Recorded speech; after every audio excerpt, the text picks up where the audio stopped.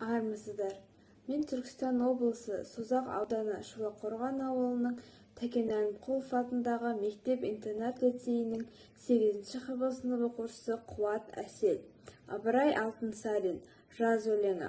Сәуірде көтерілер рахмет туы, көрінер көк жүзінде қазбен қуы. Көктен жаңбыр таулардан сулар жүріп, жайылар жер жүзіне қардың суы. Ұшпақтың бір сәулесі жерге түсіп, өсірер жерден шөпті нұрдың буы. Жақындар Құдайымның көктен күні, тең болар жарлықпенен күн мен түні. Аспаннан рахым менен күн төнгенде, қуанып қыбырлайды ынышына. Ұйқыдан көзін ашқан жас балаша, жайқалып шыға келер жердің гүлі.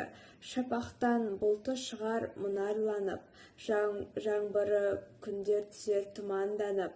Адамзат нәр ауасын судай жұтар, жетпеген үлкендікке жас балалар. Шөл тартқан айуандарша құмарланып, жүгірер ойдан қырға жұмарланып. Сәуірде алуан-алуан жауар нөсер, нөсердің қуатымен жер шөп өсер. Көк орай дүние жүзі шалғын болып, жан айуан адамзат бауырын төсер.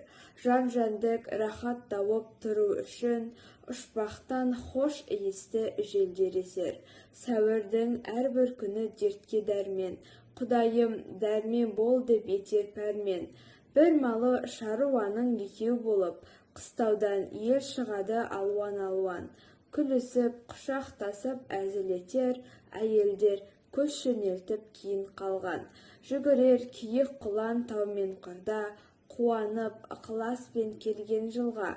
Алыстан мұнарланған сағымдары, шақырып тұрар күліп кел деп мұнда.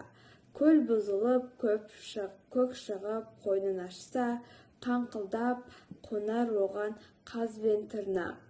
Зейін салып тыңдағандарыңыз үшін үлкен рахмет.